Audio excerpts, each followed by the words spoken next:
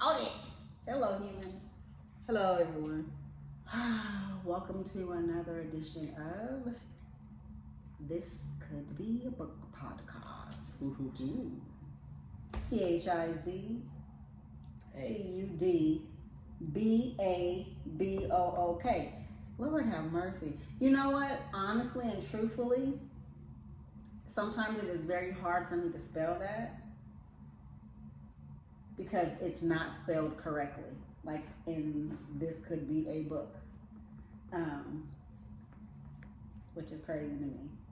I need to work on that. Anyway, ladies and gents, let me take my glasses off. And I'm gonna unplug the little phone here. Use your face.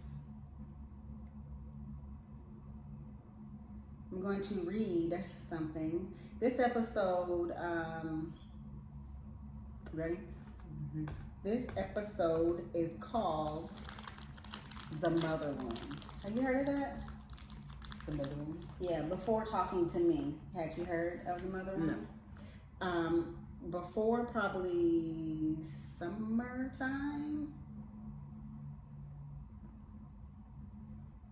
It couldn't have been summertime. It had to be before the summer. Summertime, we're back here, right? July. Yeah. So it had to be more spring. This probably was Last spring. No. When I wrote this was probably April, May. No, I'm just saying, I was trying to, I'm not stupid, number one. Number two, don't be trying to call me out in front of the people because you said spring and I'm trying to give you like the month that I wrote. I'm trying to remember when I wrote it, specifically for the purpose of how I came across. It was on TikTok and someone was talking about it. My bad. The Mother Wound and on TikTok. Somebody was very informational. TikTok is like the encyclopedia of life at this point. So much stuff. Trying to run neck and neck with Google Lisa. I guess so, but you know, my homegirl got me together because when I heard it on TikTok, you know what? I didn't even finish that video at that moment in time. As soon as they start talking about it, I was like, what?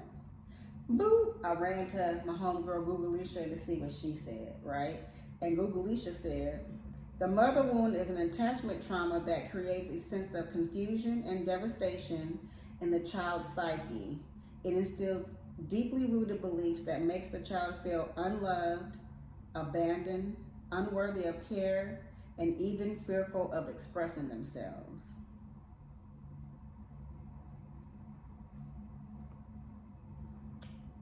I was like, wow. That's deep. I was like, man, is this what I have? Is this what this is? You know, I already knew that shit was not good, but I didn't realize everything nowadays, probably before had a terminology, but you know, it's becoming more and more brought to the forefronts of our mind. But after I read that, I went to the article that says, you know, they list things that if you have any of these, you know, in abundance, then possibly you could have the mother wound. So,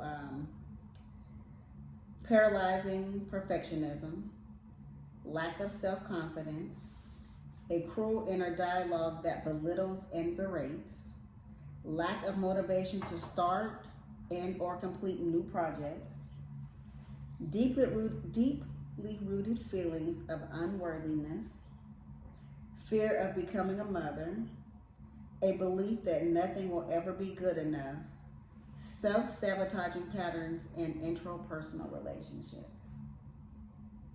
It was 8 things.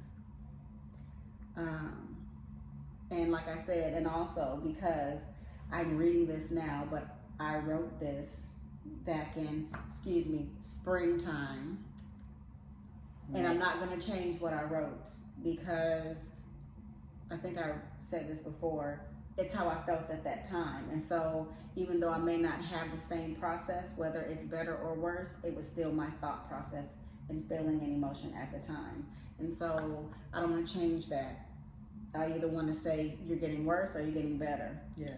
So they had a quiz. You know, I can't do quizzes for school. You know, like I get bad anxiety taking tests and all of that. But you know how we do our paired quizzes, and there's little quizzes online, the love languages and different things. I love taking them. I took one that says like, what type of cycle are you? Something really crazy. Maybe that wasn't it, but anyway. I took the results, the test, and then I'm going to tell you from the assessment, okay, this one looks so much better. Below 4 is no mother wound. 5 to 10 is mild mother wound. And when I am giving the numbers, I'm sorry, what I'm saying is that like after you do the questions, you have to do the points, and then you tally up the points, and then you get your score. So I'll start over with that since I had to clarify myself. Below 4, no mother wound. Between 5 and 10, mild mother wound. Between 10 and 15 is a moderate mother wound. Between 15 and 25 is a severe mother wound. Then it says anything greater than 10, you should consult with an experienced psychologist. So there was 25 questions. And I think you already know what I got, right? Yeah. Out of 25, my score was 24. And also to point out that I'm talking about this in real time, but when I wrote this, if I would have taken it sitting in this position now, it probably would have been greater than the 25 because so much has happened between spring through summer and now here we are. You know what I'm saying? It's just, Anyway, what do you think about that? Before I get into reading you, after I took the quiz, I wrote down what the first thing that came to my mind and cried a little bit before I went back to TikTok to finish the video and then find something to make me laugh.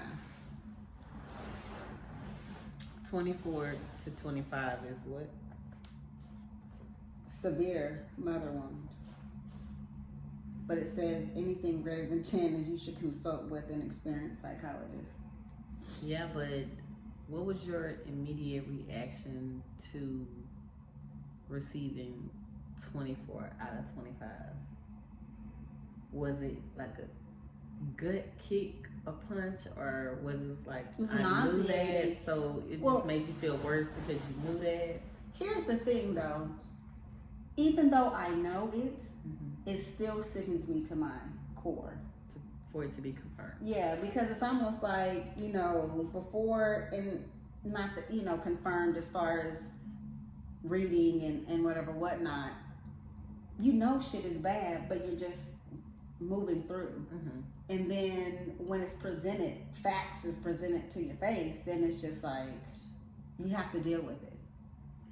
Because to be honest, even though that, my relationship with her was a huge part of how horrible that I was feeling, there was also, you know, other factors.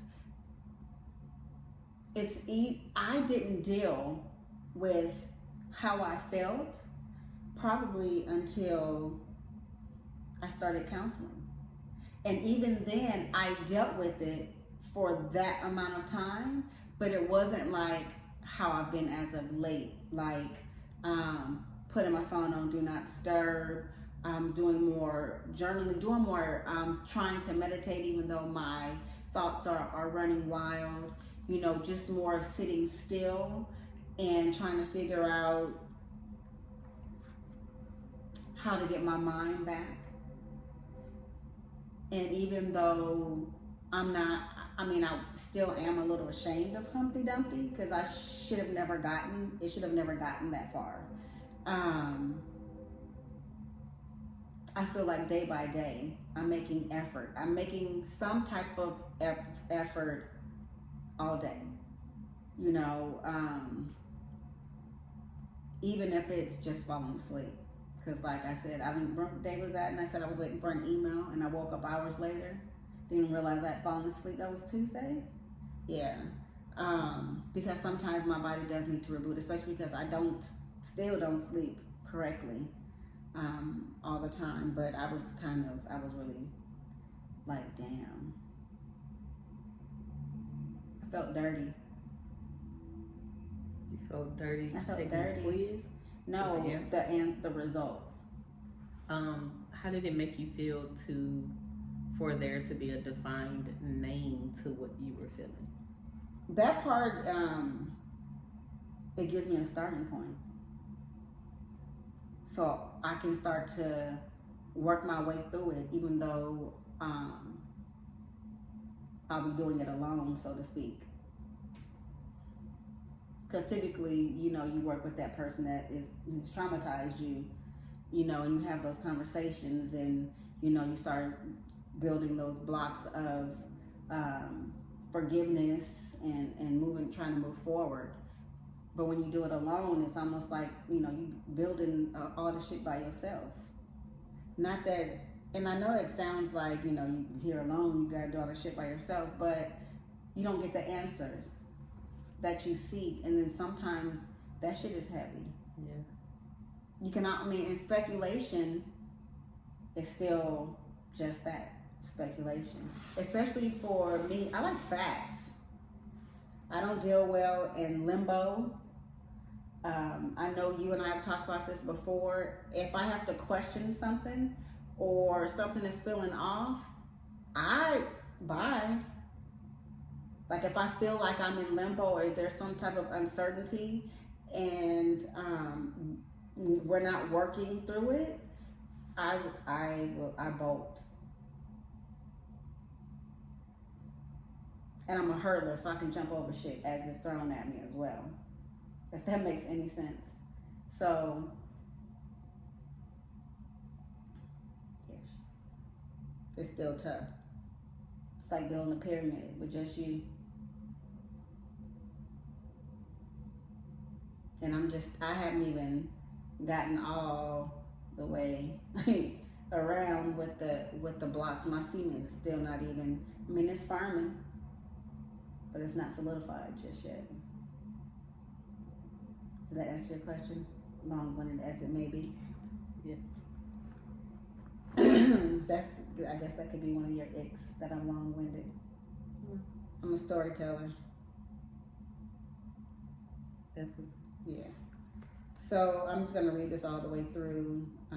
If you need me to slow down, let me know. I'm going to try to read it, even though, you know, because I'm reading to you and to the camera, but, you know, I don't want to go off on a tangent.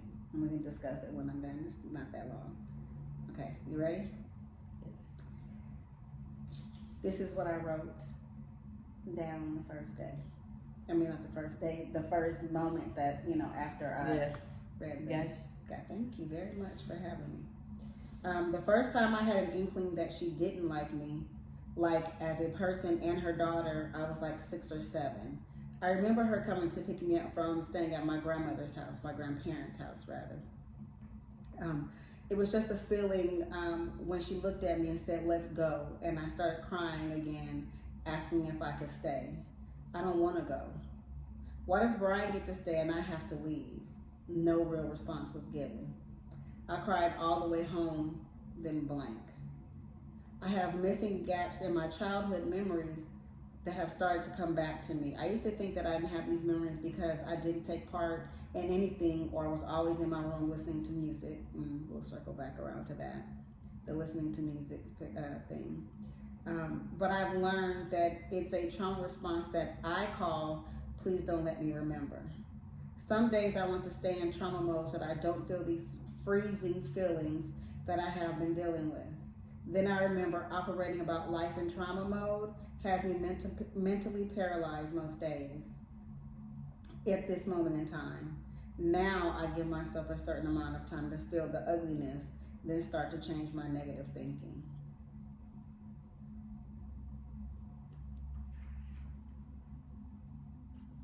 Dun.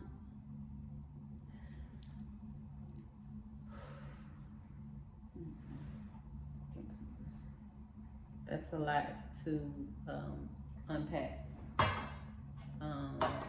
That is 47 years. It depends. Oh, yeah, it depends on how you look at it, but 47, yes. 47 years of a bag that is continually being filled, and you're lugging it around in life because one, you didn't know what this emotion was that you were feeling. Then you recently just found out what this feeling was. And why I viewed myself so horribly. Yeah, sorry, go ahead. And now taking the steps to unpack the bag. Mm-hmm. How does that feel, taking the steps, and what steps are you actually looking at taking? Ooh. How does it feel taking the steps? Heavy. Yeah. As fuck heavy. Mm-hmm. What steps? Feeling the feels. Writing down how I feel, being brutally honest with me. Even if, it was something that I did to deserve to get my ass beat, I have to own that because nobody is perfect.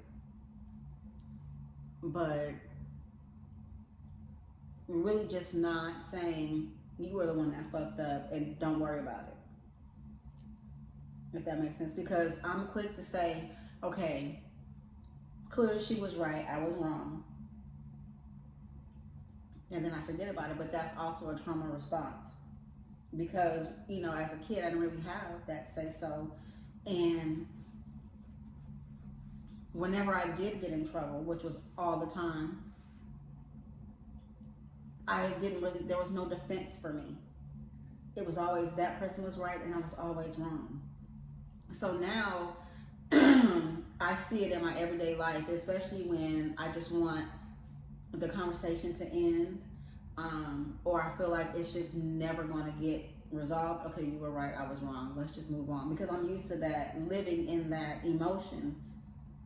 So it's easy for me to say that because it's comfortable and move along. Especially because a lot of times I got in trouble, I really was innocent.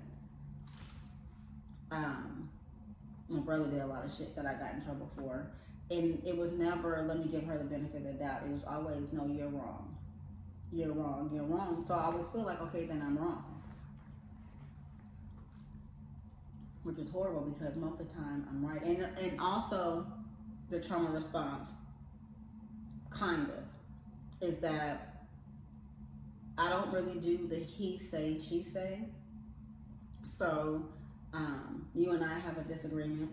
Or even like, when you talk about with my ex, like, and I know what the fuck transpired and why we are where we are now.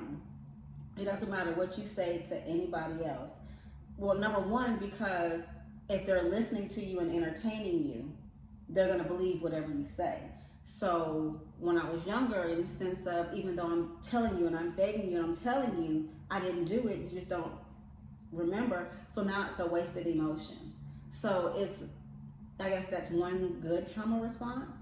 Because now, because people who know me are going to know whether that is something I would have said or done,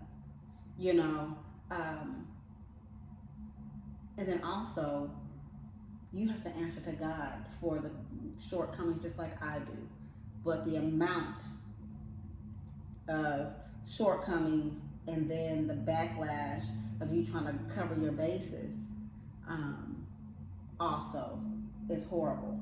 So, but I don't have tolerance either to go back and forth, because then I'm going to want to just put my hands on you. No social skills. Well, I have social skills. You didn't master the social skill of having a conversation. Yeah.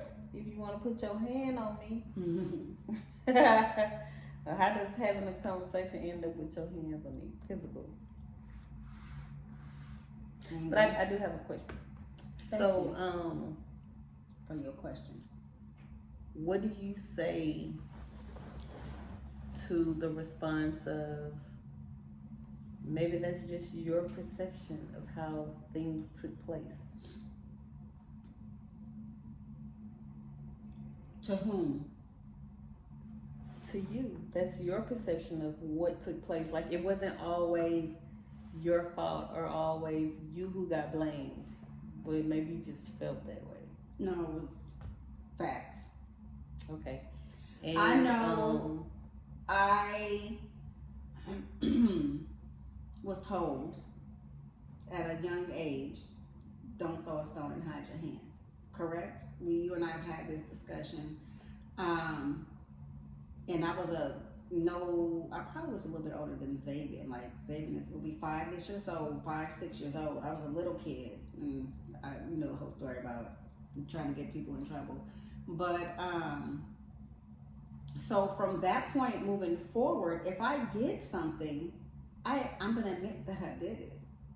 Because then I got to take my licks, or you just don't do it.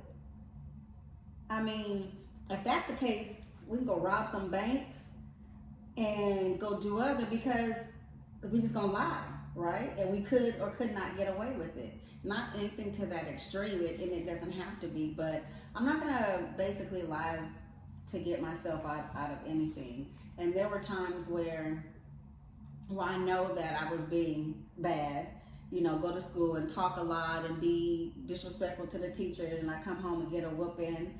And I remember a specific time where, you know, I got my ass beat, and my mom was like, and I want you to do it again. But, you know, it was sarcastic. I want you to do it again. I knew in my mind that that's what she meant. But because I can be an asshole, which I'm not saying I don't have any culpability, but I went back to school and I did the shit again the next day. And when she asked me why, I didn't lie and say I didn't. I just basically said, because you told me you wanted me to. So I got my ass beat 2 days in a row. And I had to get Shirley Temple curls in my hair that I could fuck up later on. I mean, it's real talk. Now, I will tell you that I've been told that it didn't happen.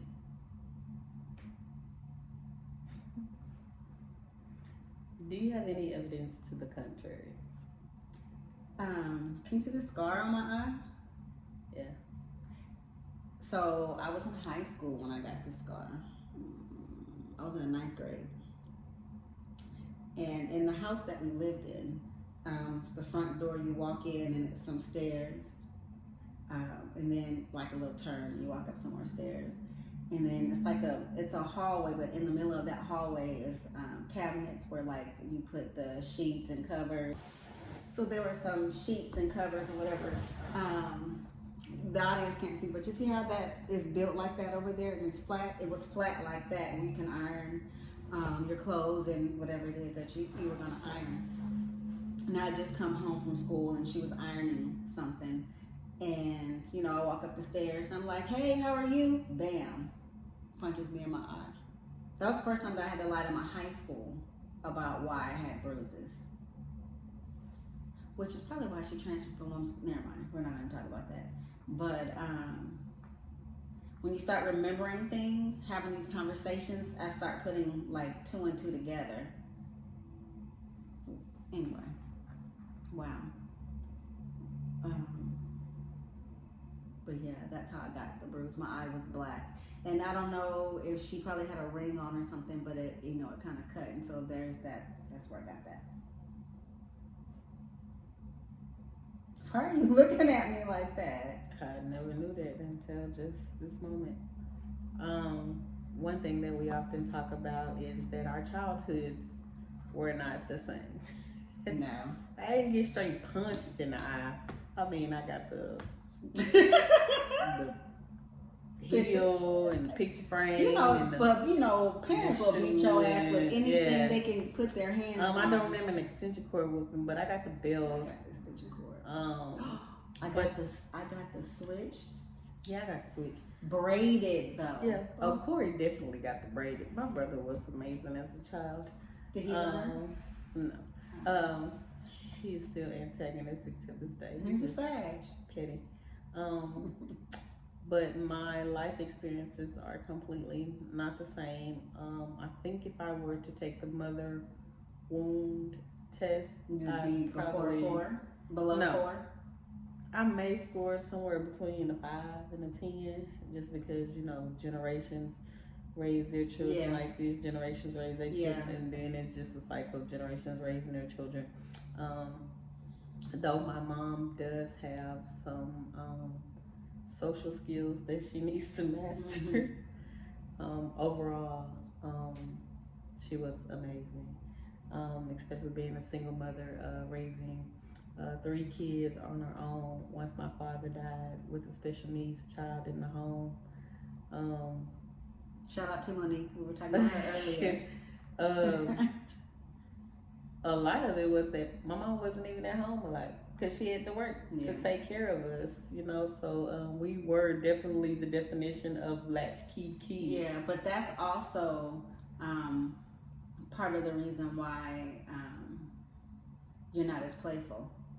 Oh yeah, I definitely know that because I had to grow up extremely fast. But I will say is it is an extreme challenge to be a factor in someone's life who has these kinds of experiences, and to see this mother womb interaction in real time, to be respectful of your parent while being, or shall I say, standing up for your significant other at the same time, that is a challenge all in itself. And I can only thank my relationship with Jesus that enabled me to stand in some situations where I wanted to say some stuff and voice some things, and because I wasn't disrespected. There was one time where she hit me for a reaction. Yeah. But it was more so just to... Y'all, I was so fucking mortified and angry. Like, I'm sorry. I was raised in a very good home, and I was taught not to disrespect and or hit your elders, so I did not respond. I'm thankful that you had more maturity than I at that time, because, you know, I was livid and I wanted to go off. Yeah. And what you said was, you know, it's just so she'll have something to talk about, or it will be the next thing to be problematic. Yeah. You know, because at this point things are being created to be problematic when really you rarely even see us or speak to us. And then because of prior life lessons, I knew that God could take care of the situation a billion times better than I ever could, especially with hitting an adult or an elderly person, shall I say. It wasn't that deep for me. I thought it was hilarious.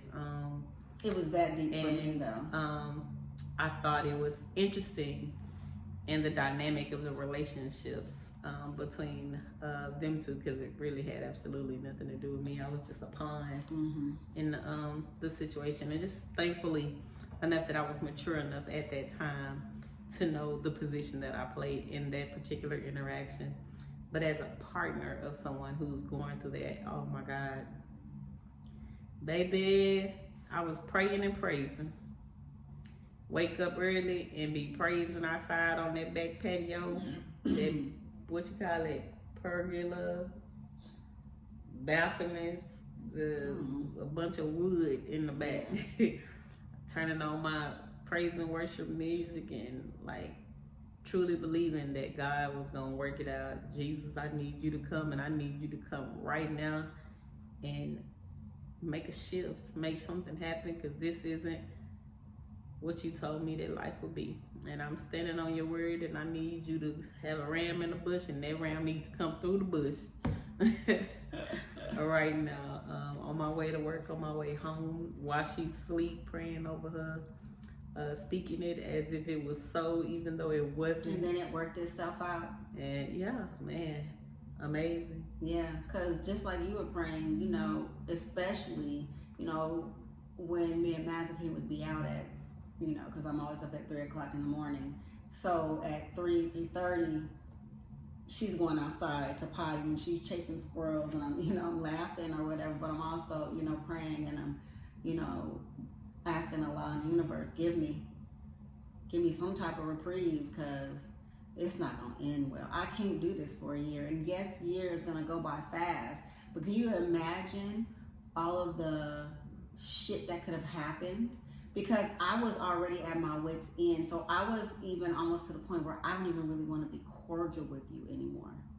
I had already told you that I don't even want to talk to you. So you were okay with living in the same house because you were benefiting from me, the person that you couldn't even, you know, speak to. And it's interesting because, and I tell her all the time, like, the way in which she spoke of the situation in the beginning, man, she dressed it up. She put it she put it on a 3-piece suit, man. I'm talking about it was 3-piece suit. Come on, man. It was sharper than a 2-sided pencil, man. There was no way to convey the reality of what the situation was. It's just like jaw dropping. Like, you feel like you're watching a movie. Like, Lionsgate had to produce this. This is not reality. Like, Lionsgate definitely had to produce this, because this cannot be something that's taking place in like real time, real life. She always wants to hint to we living in the Matrix. Yeah. Like, it was definitely like, is this a Matrix moment, or is this a true reality of what's going on? And it was heartbreaking, very disturbing. I think it was very traumatic for me to see the dynamic of a mother and daughter relationship be that way when one person pronounces to be a Christian. Because how can you love your neighbor and or me, but you can't love the person that came from your womb? Like, I'm confused. This is strange. Did it make you appreciate and love your mom more? Man, I don't know if I've ever told my mom I love her so much in such a short period of time, and we're not affectionate like that to be doing all them 1,000 hugs and all that kissing. But yes, it definitely made me extremely appreciative of Big Red. Man, it's just like, wow, because there isn't one situation that took place that I could fathom my mom being like that. I'm never going to come into a room, you know, it's crazy. You know, I just and my thought mom about, not speak to me. What's up? Remember when we had the brunch? Yeah. And I don't even know where she was, but she came home, and then she met your mom, and your mom was just like, telling her that, you know, she liked me, that, you know, I was a good person, and then she looked at me like, die, bitch, die.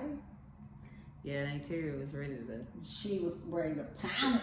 Set the house down in her first interaction of Shout out meeting to Aunt everybody. Terry. She was like, I don't know that baby, but I don't like none of this. Her spirit was stirred, baby. She got up and walked in the kitchen. That Jenkinsness had stood up, baby. It was like, I can't take not a now. Like, she couldn't even say anything. She really just looked at me like, you know, in pure disgust. And then my mom was so petty, she just continuing saying good things about you. Like, she not even acknowledging that this lady had such disdain for you on her face. She did. She's like, yeah, she's awesome. She did not I say love that. her so much. I'm just saying Oh, the stuff my your mom mom. was saying, being petty. Well, to say, because she didn't respond at all. No. She only At all. responded after that, and it kind of got awkward for a moment because everybody saw what happened. And then your mom was like, well, we have plenty of food in there. Something to eat. Mortified again. Yeah. So it was, and even that was one of those moments where I see you turn into that 6, 7, 8-year-old little girl, because it was like you crawled into the corner of the couch, and like slouched down as lowly as you could, and like, oh my gosh, I'm so embarrassed, I'm so hurt, I'm petrified. Because what the fuck? You could have lied. If somebody that she knew went to her church was there, she would have played it off, and she would have acted like nothing was wrong. And she would have agreed with the She would have agreed with the good things, because there, you see how she treats me, right? And then there are people that, like, I could be helping her, bringing something to church or unloading the car, whatever the case may be. And, they meet me and they'll say, your mom says such good things about you. And I'm like, who? And she's annoyed because I'm like, who? Her? Talk about me? No. Because that's not what I hear from her. Another reason why people tell me certain things and I don't really believe them if their actions show me differently, because there's proof in, there's so many things that I have to work through. God, it was the very first interaction though. Huh? Say that one more time. It's the very first interaction, y'all. So prior, I don't even know. So prior to moving in said rental home, we went to go look at furniture. And I think this is why I started telling you, because I knew that you were going to come and meet her. And so, I don't know, because it wasn't just off the bat that I started telling you such things, right? It was like when we were moving towards. Anyway, I digress. So we get in the car, I'm driving. She's in the passenger seat. Dana is in the back seat. I look over. No, Dana sees it first, and she taps me through the side of the seat because I'm like getting situated, trying to move, the seat around to get comfortable, because we're driving in her car. And I look over, and she's reading the Bible, and I just bust out laughing. There was a rhema word that needed to be read in that exact moment. You know what's crazy is, now that we think about that, because that was the first time that you met her, she has never tried to portray with you and like she's done with others. And what I mean by that is, right off the bat, she showed her disdain for me. When we went to the furniture store, it was, she could hear everybody in there, even the kids 2 aisles over, whispering. She could hear, but couldn't hear me standing next to her. It was going to the restaurant that had really good food. And then she says her food is okay, but she, like, literally her plate was fucking clean, and she took my leftovers home. And then when we were in the one place, and she said that she was going to get the furniture, and then she got there and said, oh no, she's going to get it, knowing that I wasn't going to be able to get it. Remember that? And then how the couches and the table, and I would give my opinion, but she would act like she didn't hear it, and she would talk to the man that's across the table, and like we're standing here and he's over here, and she can't hear me, which is right here. But that's just a game that she played all the time whenever she had get hearing aids. Then it was really, oh, I didn't hear you. And then when she had the heart problems, that was just something else. Oh, I spoke to you that way because, I'm on these different medications. Well, were you on these motherfuckers your whole life? Because this is all I know. I mean, like, I laugh about it in all honesty. I've gotten used to laughing at my pain. because it helps me deal with my emotions and not just break down crying and be weak all the time. But so like if I'm laughing, it's not like I'm making light as if it didn't matter. It's just that I'm so soothing in the moment. Yeah, it's my coping mechanism. But because we'll talk about something, I'll tell you something that was just automatically fucked up, and then I'm laughing, and you're sitting there like, "Are you really laughing right now?" Yes, I'm really laughing right now. But yes, she never tried. So like, you know, the first time and Yolene, when she first saw her the first time, we were in the car, and her and Mallory had come over for lunch. I think it was on a Friday, and I didn't work on Fridays, and went to get some lunch, and I left out of the house to get in the car, but I didn't take my keys and I didn't lock the door. And she was getting ready to leave, and I asked her, "Oh, did you lock the door?" And she looked at me like, "Even if I did, bitch, I ain't gonna unlock it." And they both was like, "Oh," until Mallory said, you know, "Hey, Mom," and then she was like, "Oh, hey," and then she was trying to be nice. That's the type of, I mean, what was the whole purpose of that? You know? What I do know is that after I took and finished and accepted, you know, not that, you know, Googleisha is law, but I mean, 8 out of 8, you know, there ain't no lying in that. And, you know, I always say you can't refute facts.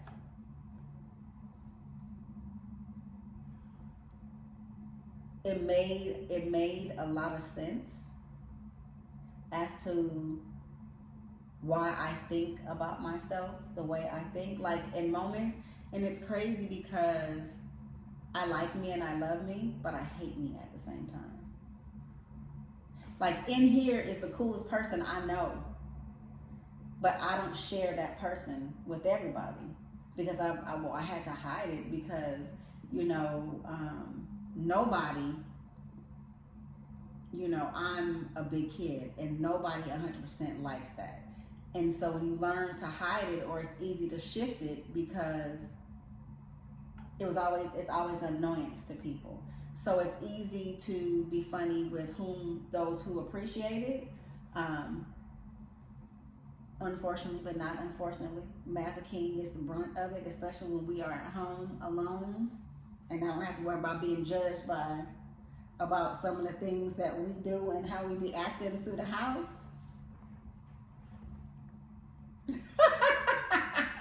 I have fun with Mazza. That's why Mazza be over my shit. Like you see her on that one video that when I was mad about something with school, like at 6 something, and then I immediately had to turn myself around and I put on some music and start dancing with her, and she was just sitting there like, oh, this bitch. Here we go again. Sometimes it starts early in the morning. I mean, you've been there when I sing good morning to her. And she be like, ugh. You're so weird. She's just a dog. And I'm like, girl, that's cute. Like it when I be singing, her little tail be wagging. But then again, every time I move in her direction, her tail wags. I bet you nobody loves me harder than Mazza King. What? Mm-hmm. I beg to differ. Okay. We'll see. And we shall. We shall.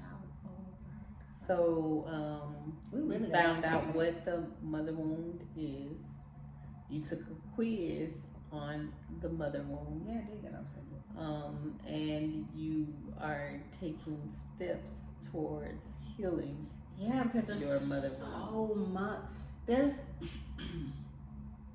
There's a lot to unpack and work through. Mm-hmm. And I just pray that Allah lets me live long enough to know what freedom feels like. Isn't that amazing? On MLK Day, we talk about freedom. Yeah. Freedom, freedom. Mm. And you know what's crazy? Okay, never mind. Y'all, so let me tell y'all what happened yesterday, and this is why I'm dressed very relaxed. So today was better than yesterday. Yesterday we shot this episode, and the microphone, unbeknownst to us, died. Unbeknownst. Can't hear nothing that we talked about. So today, and what's crazy is that I was kind of not really dressed up, but I had on real people clothes yesterday. And so, you know, I was just trying to figure out a way. You know, sometimes you have to fake it till you make it, in the sense of you're feeling bad, so you get dressed up really pretty, and once you see how you feel, then you start to internalize that. Which is why I really say sometimes days that people are lucky that I don't have like a real princess gown, because I will drive around town running my errands in that mofo with my Chuck Taylors on.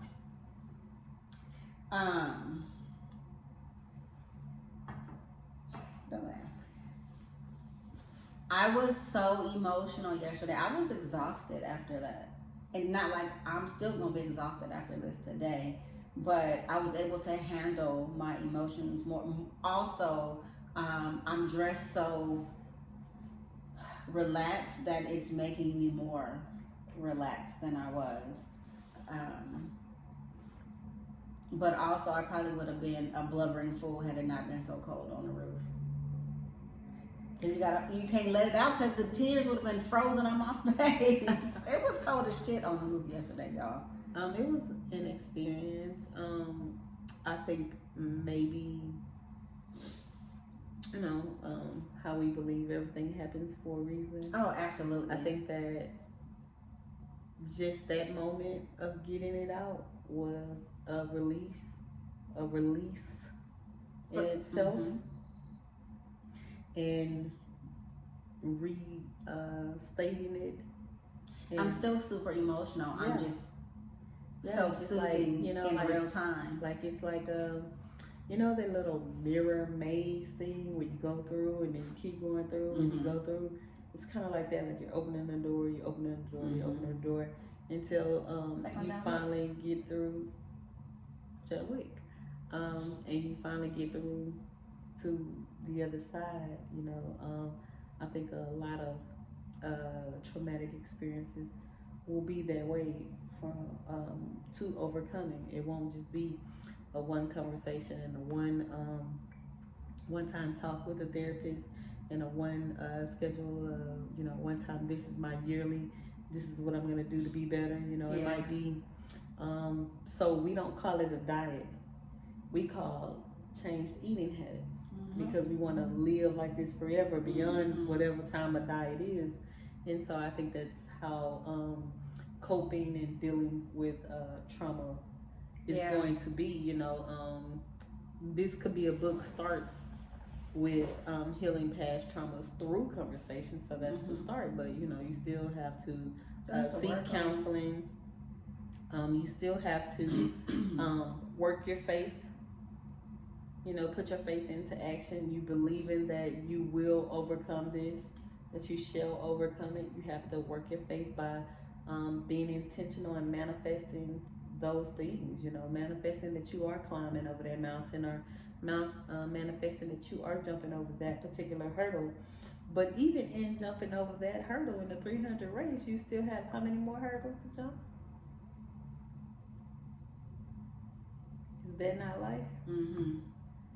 Verily, sorry, I zoned out because I was like seas. thinking about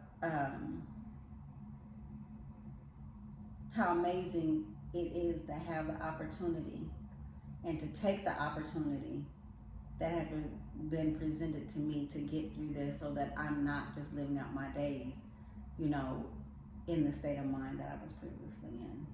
Yeah, Humpty Dumpty is coming back together. Yeah, man. Humpty Dumpty sat on the wall. How awesome is that? Humpty Dumpty had a great fall. For your cup to be being glued back together again. Yeah. Yeah.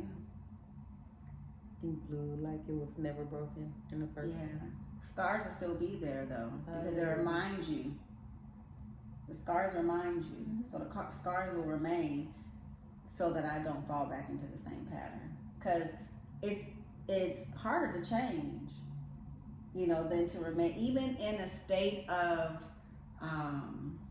sorrow and sadness. If you've been there for so long, it's comfortable, and it's harder to break out of that in putting forth those efforts.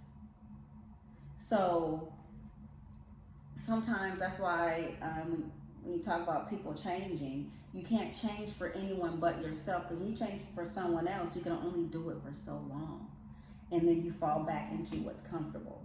So you're not really doing it for you. It's to make whatever you think you want work.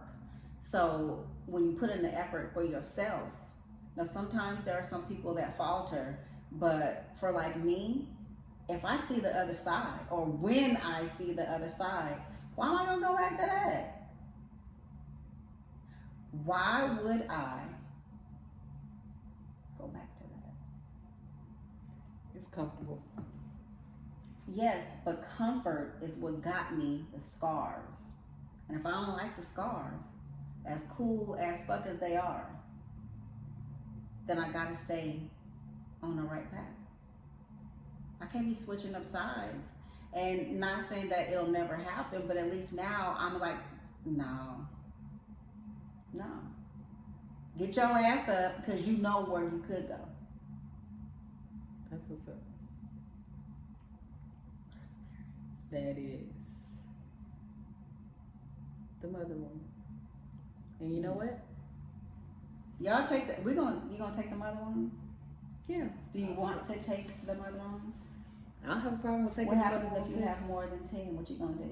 I doubt that you would. I though. would be shocked to have more than 10. I don't see it. I mean, I don't really know. You know, I'd be shocked to have more than years on years, but I'll take the test, and I'll comment in under the video and let you know what I scored. All right. The mother wound, it was interesting, and you know, just from How do you what feel? I've Are you heard. okay after? Well, what I That's will awesome. say is that could definitely be a book. It could be. I could write a book about that. Most definitely. As always, you know, I'm very grateful and thankful that you decided to share, and that you decided to fight for your freedom, for your peace, for your happiness, for your joy. I am humbled and joyful that I get to ride along with you Shot good. during this journey. And I look forward with great expectation of what the future holds for you. I tell you all the time, like, what I see for your future is so freaking awesome, and I can't wait for you to see it as well. I can't wait to be it. That's what's up. That part, right? And I hope it's more than what you see. Oh yeah, I think I've just seen a glimpse, and that glimpse is like mind-blowing. Okay. Wait, y'all can be able to see the train in a second, right? Can you see the train in here? There it goes. Okay, choo-choo. Not the choo-choo. No, that's more like a why don't they blow they horn during the day during the daytime? Because in the middle of the night they be laying on that horn. Well, they blow it early in the morning when I'm on my way to work. It's still dark outside. Oh, maybe they got some legalizations or some laws or rules or regulations or something. You should blow it during the daytime when people are most likely to be at work than when people are sleeping, because they run frequently. You don't hear it because you be knocked out. Hey, don't judge me, pray for me. I hear it, and then I try not to hear Master King move. Anyway, we're going off subject. It's time, y'all. We gotta go. It She's has been a reeling me back pleasure. in. You see the arm pull? Like, shut up. Bye. The lies. God bless you, coming and going. Please subscribe to the channel, like our posts. Please come in, and we love the interaction. Thank you very much for watching. It's been a pleasure. Bye-bye.